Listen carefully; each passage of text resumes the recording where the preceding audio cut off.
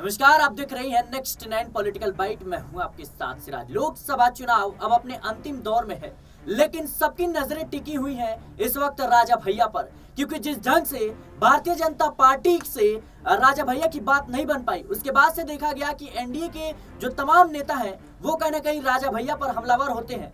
लेकिन अब राजा भैया क्या भारतीय जनता पार्टी और एनडीए के खिलाफ एक्शन लेने वाले हैं? क्योंकि तमाम जो मतदाता हैं, जो उनके समर्थक हैं, वो कहीं ना कहीं इस सवाल का जवाब ढूंढ रहे हैं। इस सवाल का जवाब देते हुए राजा भैया के करीबी नेता अक्षय प्रताप सिंह क्या कहते हैं, जरा सुनिए। क्या वहाँ पे देखिए, इसके बारे में राजा भैया बताएंगे कि जाना है कि नहीं जाना है। हम आपसे कह दें कि जाना है और वो ना जाए, और मतलब तो राष्ट्रीय अध्यक्ष जी तय करेंगे। हमें अभी कोई इसके बारे में जानकारी क्या प्रिय पटेल को भी सबक सिखाएगी जनसत्ता दल? नहीं, इसके हमने आपसे कहा कि इसके बारे में स्वाभाविक बात है कि लोगों में आक्रोश है, और खाली वहाँ ही नहीं सभी जगहों पे आक्रोश है। जनसत्ता दल के राजा भैया के चाहने वाले बहुत सारे लोग हैं, जगह जगह से लोगों के फोन आ रहे हैं, लोगों में नाराजगी है इसके। लेकिन ये सबक किसको सिखाएंगे, क्या करेंगे, ये तो इसके बारे में जनसत्ता दल कार्यकर्ताओं कब तक रोक पाएंगे विरोध करने के लिए? आपने रोका भी कल, जनसत्ता दल के कार्यकर्ता विरोध करने को चालू थे, लेकिन आपने रोका, लेकिन कब तक रोक पाएंगे आप? ये तो स्वाभाविक बात है कि हम कहाँ रोकेंगे, क्या क्या करेंगे। ये तो स्वाभाविक बात है कि बस से इस तरह टिप्पणी किसी के लिए किया जाएगा, और किसी भी नेता के खिलाफ, किसी भी जब जिसके इतने चाहने वाले लोग पूरे देश और प्रदेश में हो, उसके बारे में अगर टिप्पणी की जाएगी तो स्वाभाविक उनके चाहने वालों में विरोध होगा।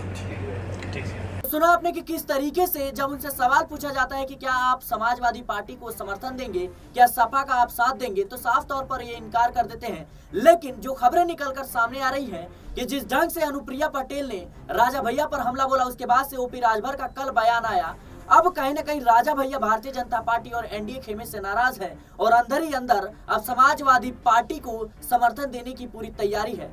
बताते चले कि जिस ढंग से अब उत्तर प्रदेश की राजनीति एक अलग मोड़ ले रही है, कहीं ना कहीं अब देखना होगा कि आखिर 4 जून को जब जो है ईवीएम की पेटियां खुलेंगी, उस वक्त किसके हक में फैसला जाएगा। इस मुद्दे पर बातचीत करने के लिए हमारे साथ अमन सर मौजूद हैं। सर, जिस ढंग से अब राजा भैया को लेकर के तमाम तरह की चर्चाएं हो रही कि अब कहीं ना कहीं वो एनडीए खेमे से नाराज है और समाजवादी पार्टी को समर्थन देंगे, क्या वाकई में लोकसभा चुनाव में राजा भैया के इस समर्थन से प्रभाव देखने को मिल सकता है? देखिए सिराज, बिल्कुल अगर उत्तर प्रदेश की बात कर रहे हैं और उसमें अगर पूर्वांचल की बात ना हो तो मेरे ख्याल से बात अधूरी रह जाती है, क्योंकि पूर्वांचल की जो राजनीति है वो अलग किस्म की राजनीति दिखाई पड़ती है, और वहाँ पर कई ऐसे लोग हैं जो वहाँ पर अपना दबदबा रखते हैं, जिसमें आप राजा भैया का जिक्र कर सकते हैं, अनुप्रिया पटेल का जिक्र कर सकते हैं, पल्लवी पटेल हैं, और भी तमाम लोग हैं जो पूर्वांचल की जो राजनीति वहाँ पर अपना दबदबा रखते थे। लेकिन जिस तरह से वो देख रहे हैं कि राजा भैया का मोह भंग हुआ है बीजेपी से, अब उसको लेकर सवाल खड़े हो रहे हैं कि क्या वाकई में अंदर खाने के अंदर जो है बहुत मुश्किल में है बीजेपी, या फिर ये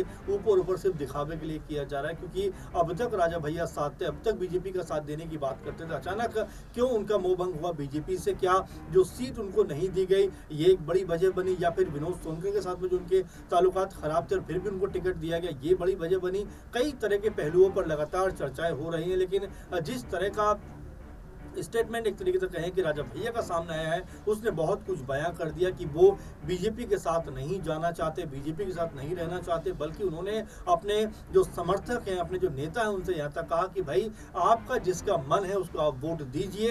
तो उसके बाद खबरें तो यहाँ तक आई कि उनके जो समर्थक हैं, नेता, उन्होंने साफ तौर पर कहा कि हमारा समर्थन इस बार सपा को है, इंडिया गठबंधन को। तो आप समझ सकते हैं कि पूर्वांचल में बीजेपी की स्थिति जो है अब कमजोर होती हुई दिखाई पड़ती है। जो उनकी मंशा कि वहां पर एक तरफा जो सीटें हैं वो जीते हुए नजर आएंगे, उसको करारा झटका लगता हुआ नजर आया, क्योंकि न सिर्फ बीजेपी के लिए बल्कि अनुप्रिया पटेल के लिए भी लगातार अब उनके खिलाफ एक बात कहें कि जिस तरह से उन्होंने राजा भैया के खिलाफ बयानबाजी की, तो अभी इसका पलटवार राजा भैया ने एक तरीके से करते हुए जो कह सकते हैं मिर्जापुर सीट है उसके प्रचार प्रसार करने का निर्णय किया। तो आप समझ सकते हैं यहाँ पर बीजेपी को चौतरफा लगातार घिर रही है। साथ में अनुप्रिया पटेल भी जिस दबदबे के साथ में अब तक 2 बार लगातार चुनाव जीती है, उसमें भी खासी कमी देखने को मिल रही है, क्योंकि न सिर्फ मिर्जापुर बल्कि रॉबर्ट्सगंज जहां से उनके प्रत्याशी रिंकी कौल है, उनके खिलाफ भी पूरे का पूरा माहौल बनता हुआ दिखाई पड़ता है। खुद परिवार के जो लोग हैं वो ही उनके साथ खड़े होते हुए दिखाई नहीं पड़ रहे। तो यहाँ स्थिति जो है वो कोई बहुत कह सकते हैं कि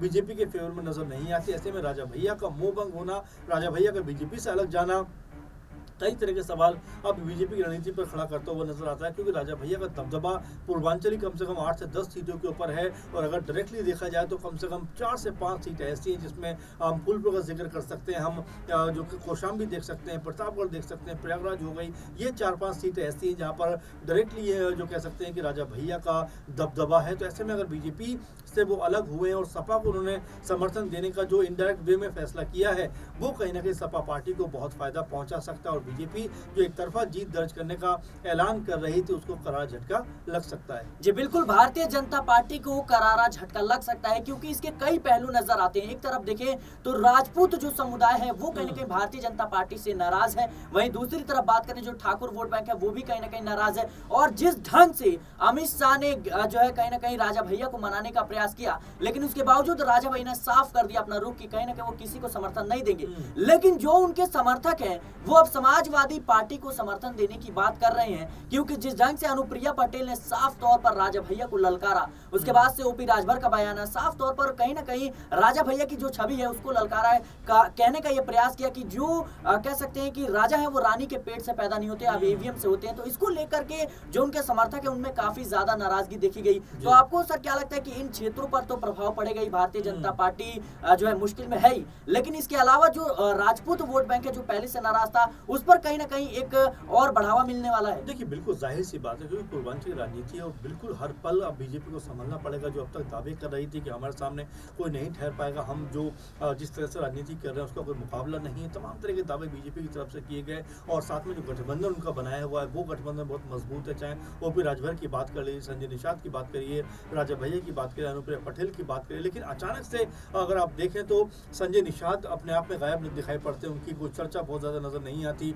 ओपी राजभर के बयान जो होते हैं वो आधे अधूरे से बयान होते हैं और यही वजह है कि लोग उन बयानों का एक तरीके से मजाक उड़ाते हुए नजर आते हैं, माहौल उड़ाते हुए नजर आते हैं। इसी तरह से हम राजा भैया की बात करें, वो लगातार बीजेपी से कट ऑफ हो गए हैं। अनुप्रिया पटेल की भी बहुत अच्छी पोजीशन में नजर नहीं आ रही। तो पूर्वांचल में ऐसा लग रहा है कि बीजेपी के लिए स्थिति जो है वो विकट होती चली जा रही है, क्योंकि अब प्रशांत किशोर जो बहुत बड़े जानकार है, रणनीतिकार है माने जाते हैं, वो खुद कहते हुए दिखाई पड़ रहे हैं कि बीजेपी को लगभग 20 सीटों का सिराज घाटा होता हुआ नजर आता है। यानी कि आप ये मानकर चलिए कि 74 सीटों पर बीजेपी लड़ रही है। इसका मतलब ये है कि ये माना जाए कि क्या बीजेपी 50 के आसपास अगर सिमटती हुई दिखाई पड़ेगी। अगर ऐसा होता है तो बीजेपी के लिए सरकार बनाना और सरकार चलाना दोनों मुश्किल हो सकता है, क्योंकि अगर आप देखें जोड़ तोड़ से अगर बीजेपी हालांकि एनडीए गठबंधन की बात करें तो उनके पास 300 के आसपास सीटें आ रही हैं, ये भी उन्होंने कहा है। लेकिन अगर 300 सीटें रहीं और बीजेपी की 250-60 के आसपास रहीं तो ये जो सहयोगी दल है बीजेपी के लिए मुश्किलें पैदा कर सकते हैं। इसीलिए लगातार जो यूपी की स्थिति है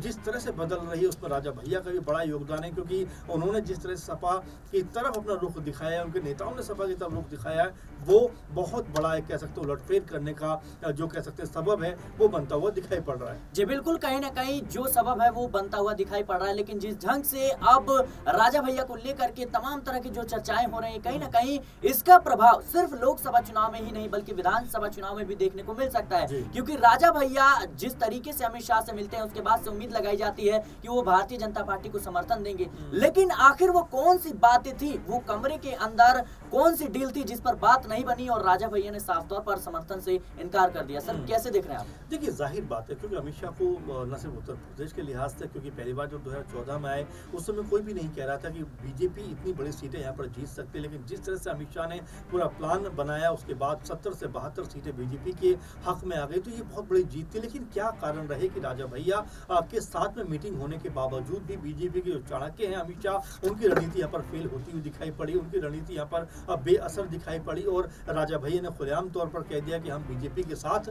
नहीं है। तो आप ये मानकर चलिए कि यहाँ से अगर आप बीजेपी के साथ नहीं है तो सीधे तौर पर आप सपा का कहने के साथ देते हुए दिखाई पड़ते हैं। और इससे जो बीजेपी है उनकी बेचैनी परेशानी बढ़ गई है कि अगर राजा भैया सपा खेमे की तरफ बढ़े, सपा खेमे को अगर उन्होंने सपोर्ट किया तो यहाँ उनकी 8 से 10 सीटें कह सकते हैं उनके हाथ से निकल सकते हैं। और जो कैलकुलेशन बताता है वो भी ये बताता है तकरीबन 20 सीटें बीजेपी बीजेपी को कहीं ना कहीं यूपी में नुकसान होता हुआ दिखाई पड़ रहा है। जी बिल्कुल, कहीं ना कहीं यूपी में 20 सीटों का नुकसान जो है वो भारतीय जनता पार्टी को झेलना पड़ सकता है। लेकिन एक तरफ जो है भारतीय जनता पार्टी लगातार इस बात के दावे कर रही है कि 370 सीटों से पार जाएगी बीजेपी। वहीं एनडीए की बात करें तो 400 सीटों का लक्ष्य जो है रखा गया है। लेकिन दूसरी तरफ देखें तो जिस तरीके से राजा भैया को ललकारा गया, उसके बाद से राजपूत और ठाकुर वोट बैंक नाराज, उसके बाद से देखें तो कहीं ना कहीं पूर्वांचल के बाद जो है अब पश्चिमी जो उत्तर प्रदेश है वहां पे देखें तो किसानों का, और उसके बाद से देखें तो हरियाणा की कुछ सीटों पर जो है पहलवानों ने जिस तरीके से प्रदर्शन किया उसका प्रभाव भी देखने को मिल सकता है। पंजाब में देखने को मिल सकता है,